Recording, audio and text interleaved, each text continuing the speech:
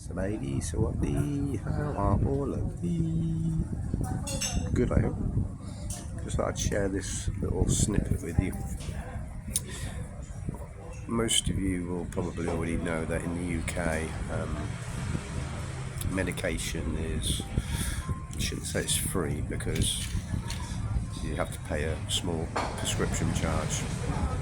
Not always if you're on benefits, low income or pensioners, retired. I don't believe you'd have to pay the prescription fee then. Anyway, that's besides the point. Obviously, when you're travelling, I did actually make a bit of a stockpile. I tried to cut back a little bit before I left England, so I had quite a bit to take with me, but I obviously went through that a long time ago. So I've obviously had to start purchasing the same pills. Sometimes with different brand, they look different. Sometimes they come in an actual blister pack, like this one does. That's gabapentin. But sometimes they just come loose, and I just put them in the bag and then just write on the bag. Or sometimes I don't even write on the bag, which I'm not very happy about, and I always go back and ask them to write down on them. Even though they put normally how many a day and what time of the day, blah blah blah, on that packet, which I can do translate on. I prefer them to actually be in their proper blister pack. And this one's naproxen. Again, there's another tablet that I take in the UK. But the pharmacist reckons this particular naproxen has omeprazole, I think it's pronounced, which helps with the stomach lining because obviously some medication can be harsh on the stomach, so it helps to stop getting stomach ulcers. So gabapentin naproxen. This one, can't see it without my glasses are broken. This one's like a calcium vitamin deficiency tablet, so obviously that helps with the bones. And sorry, I'm struggling around my glasses. Broken glasses, but I need them. So, oh yeah, that one. Yeah. And this is kind of not neither here or there because this is actually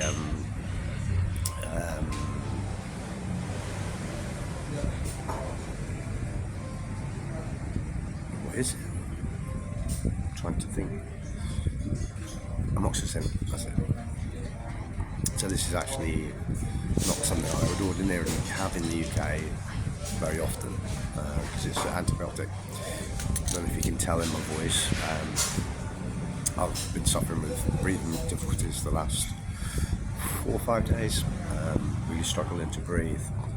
And I think it's because when I first arrived here in Cambodia, stupidly I went into a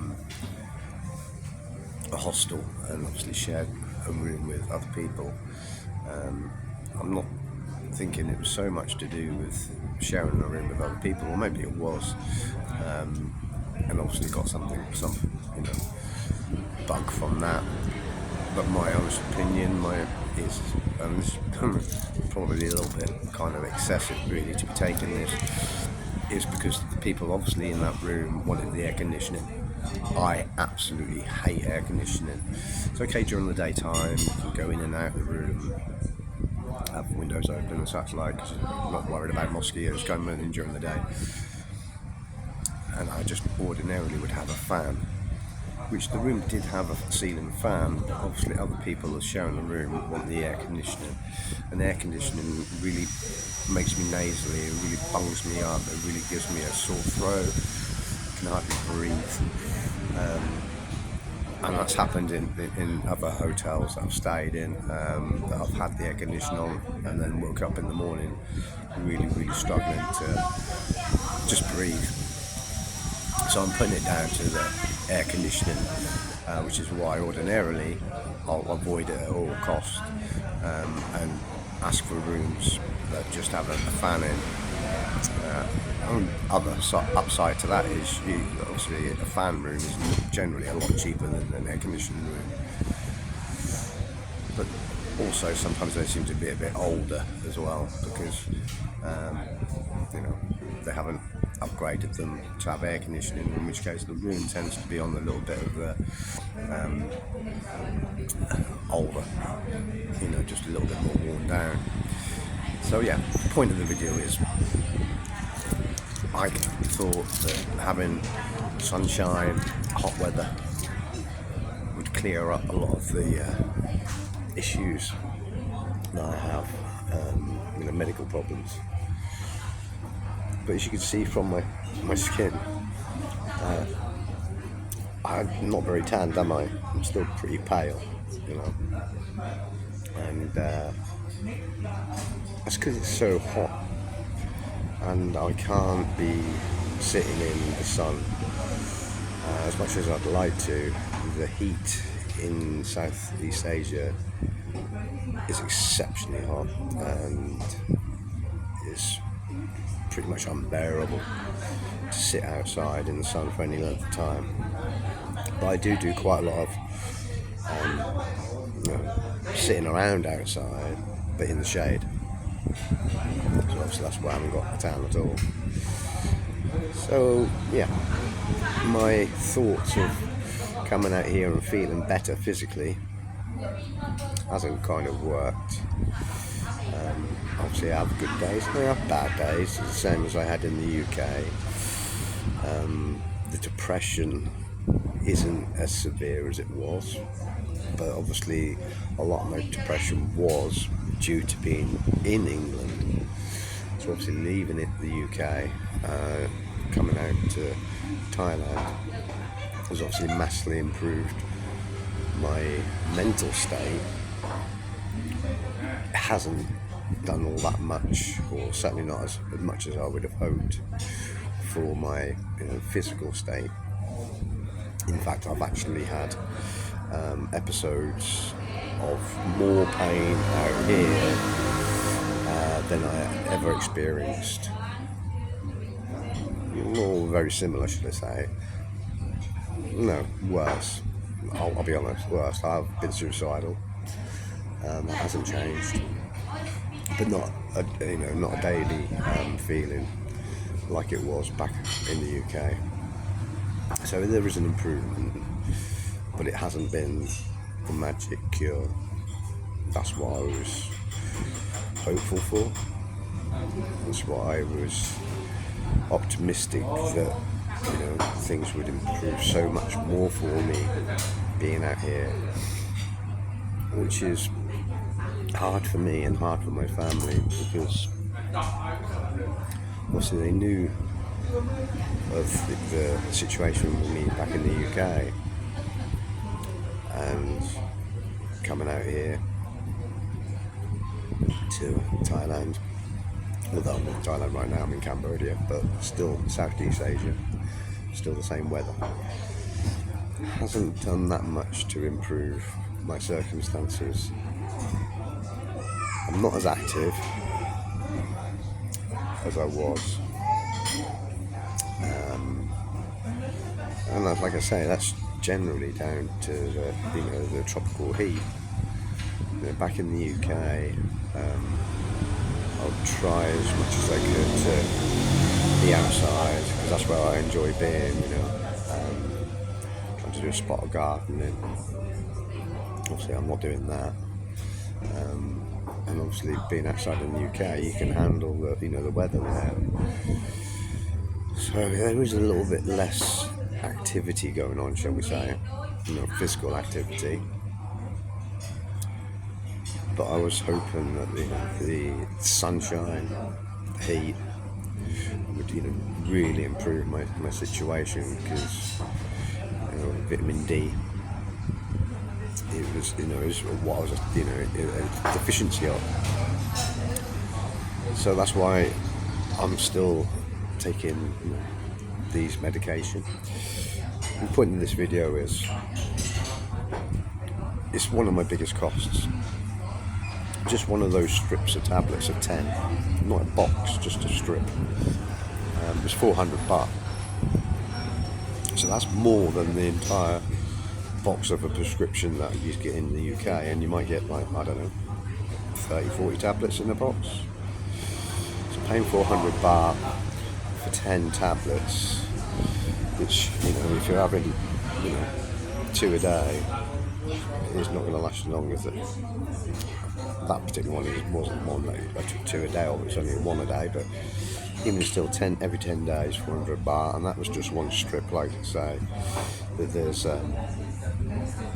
multiple tablets, and that's not even including the sleeping tablets, which I've actually kind of substituted in some ways.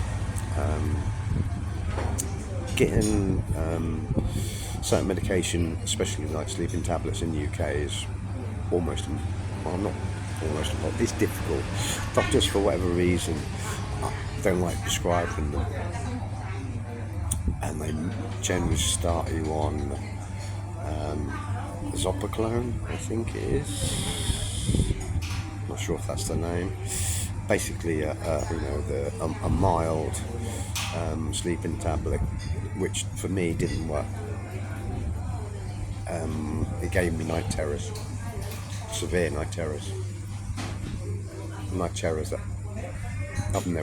I do suffer from night terrors, talking in my sleep and such like. So that's not unusual, but taking that medication, my God, yeah, never had dreams and woke up screaming like that ever before. So that didn't obviously really mix with me very well. Anyway, I can't honestly remember the name of that particular sleeping pill that I had that was prescribed back in the UK. So I decided to start taking diazepam. Now, obviously, diazepam I don't think is strictly a sleeping tablet. I think it's more kind of a mood stabilizer, antidepressant maybe, mood stabilizer, slight sedative based. So obviously I don't take it during the daytime, I only take it before going to sleep, and it works. I can go to sleep on that. Well, that's probably not, I'm pretty sure that's not what the doctors prescribe it for back in the UK, but that's how I use it. So I might not be technically using it in its correct form, but I'm able to sleep, don't suffer from the night terrors with it. And I might feel a little bit groggy in the morning, but nowhere near as groggy as the sleeping tablet that I was being prescribed back in the UK. So it does its job. But again, the point being, one of my biggest costs living out here is the medication. There was obviously no point trying to get any of this included in sort of like travel insurance, because it's pre-existing conditions, so none of it would have been covered. So I have to also purchase this. Some of the medication, for example, the diazepam, is pennies. It's very, very cheap, which obviously could result in certain people who've got a high addiction rate could obviously start getting addicted to the stuff. But like I say, I only have it at night time. Maybe if I'm travelling, but again, that'd be probably like a night bus or something, a sleeper bus, then I might take it. But I certainly don't just pop a pill, a diazepam, just for the sake of having a diazepam. I'm trying to be as responsible as I can. That's the same with the painkillers. I don't want to be doing too much damage to my internal organs by taking all this medication. Never have done it. I didn't want to. I didn't enjoy taking all this sort of medication back in the UK, which is why I was so hopeful and wishful, if that's even a word, that coming out here in the hot weather, that a lot of that would dissipate to the point that I wouldn't need to rely on having this medication still. And it hasn't worked. I still have the same issue with my back, my legs, and at the moment I believe a slight chest infection, which has nothing to do with my pre-existing condition at all. And to be honest with you, I think the cigarettes out here are extremely strong, and then they're very, very cheap also. So I'm finding myself smoking a lot more cigarettes, and obviously stronger cigarettes at that. So yeah, that's probably, and the air conditioners I've already explained.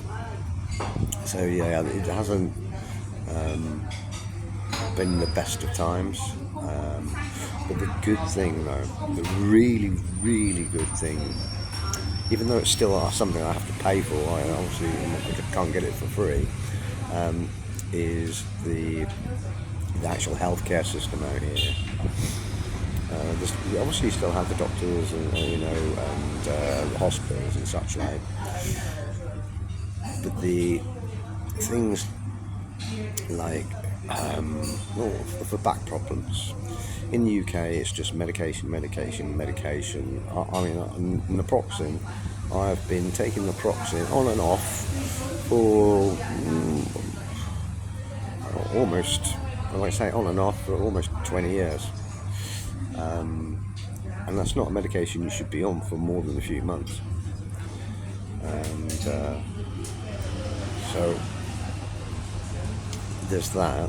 The actual fact that don't seem to actually treat the problem, and they just treat the symptoms, if you know what I mean, rather than like having an operation to correct the issue with my spine. It's just mask it with medication.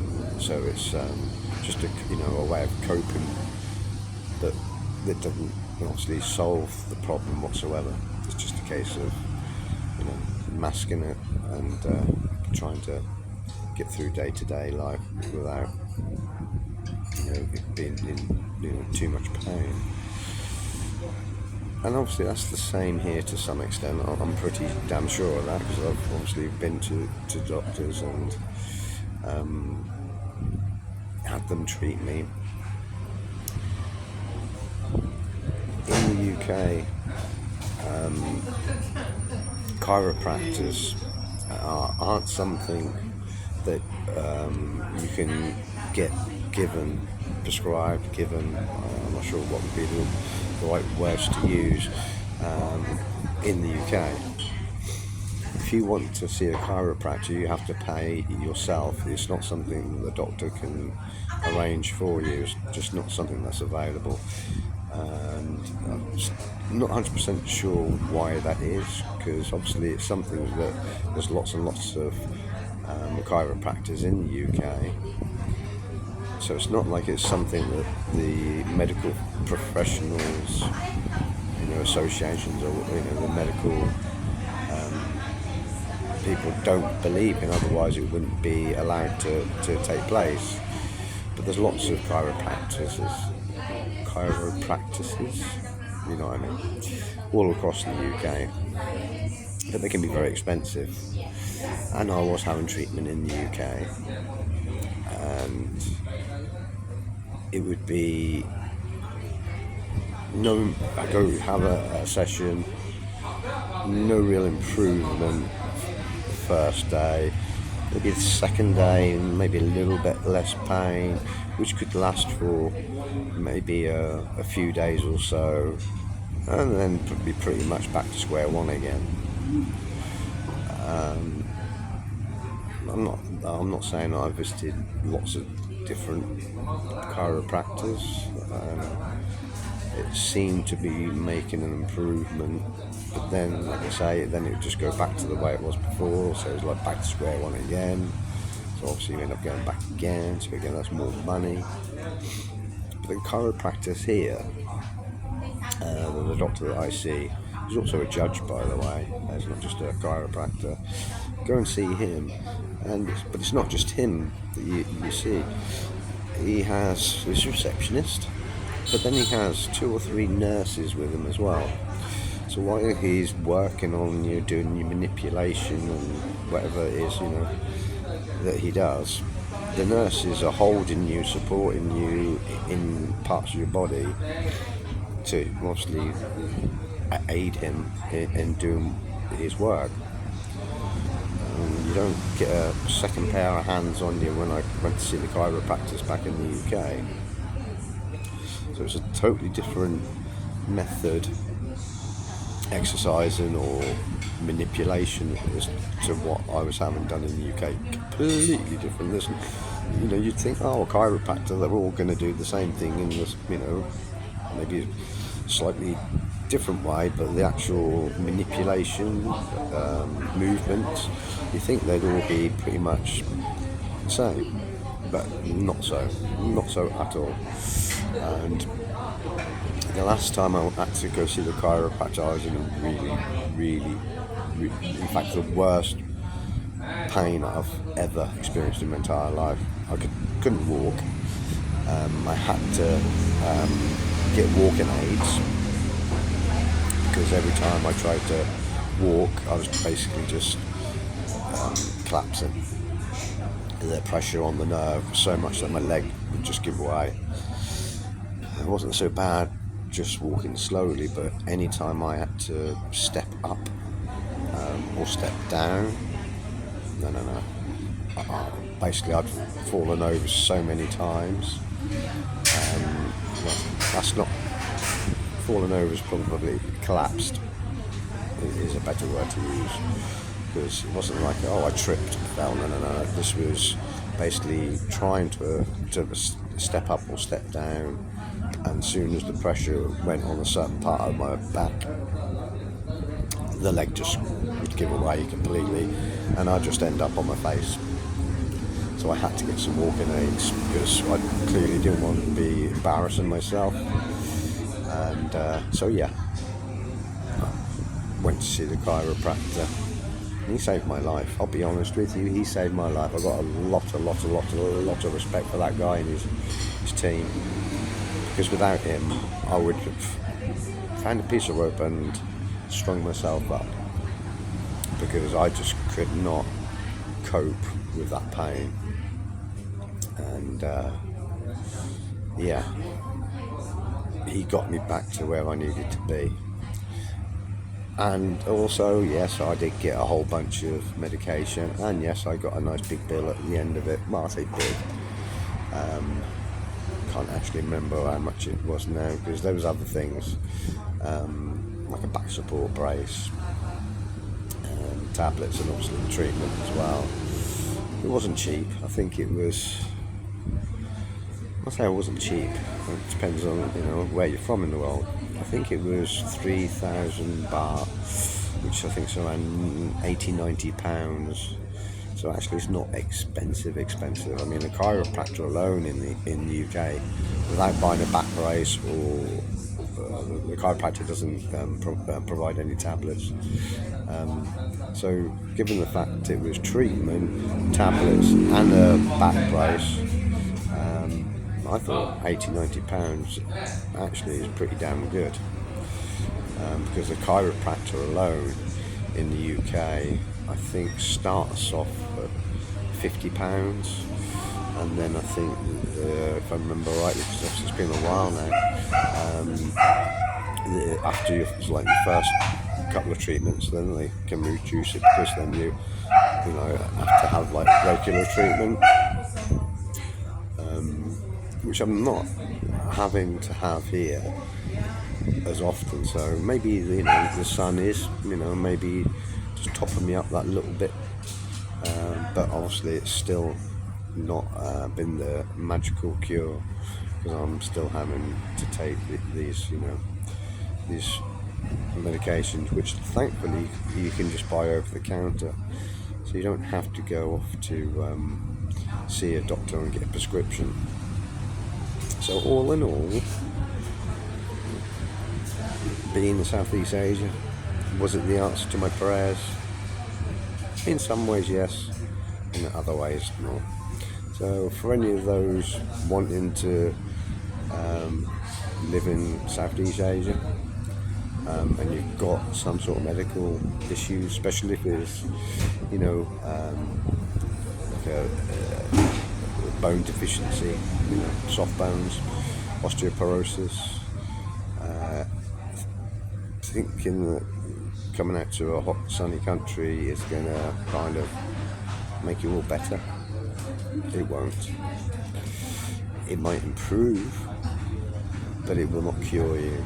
And I knew that. I've been waiting for a hospital appointment for over 10 years. And literally, I think 3 days, 4 days before I came out to Thailand to see my son that I hadn't seen for, 15 years.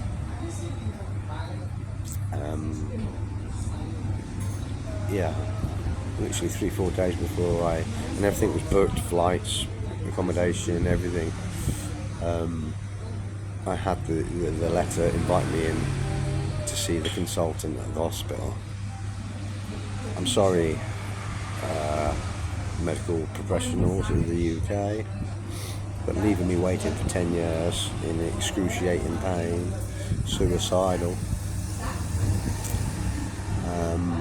having to wait and wait and wait and wait, and it's actually probably more like 20 years because it's been one of those there's a weakness in disc 3 and 4, and it flares up, it can get better, then it flares up again, and it can get worse, and then gradually as I've got older, each episode, if you want to call it that, has got worse and worse. So yeah, it's definitely something that I was happy to receive at the time, but annoyed at the same time as well, because obviously the timing couldn't have been worse. If it was literally, a month before, 6, 7, 8 weeks before I left, then I obviously may have changed my arrangements, tried to rebook, whilst I still had time to cancel and maybe get my money back, or the majority of my money back. But the letter literally hit my I think I left on the Monday or the Tuesday. I think the letter from the hospital arrived, I think it was either the Friday or the Saturday morning, the week before I was flying out. So yeah, it was like I didn't even bother even attempting to reply to the letter, because after waiting for such a long time and wanting to see my son, which is the main reason that my mental state, my depression was being impacted, apart from all the other things, missing my son so much, not seeing him for such a long time, and obviously COVID didn't help in that situation either. Having to wait for so long to actually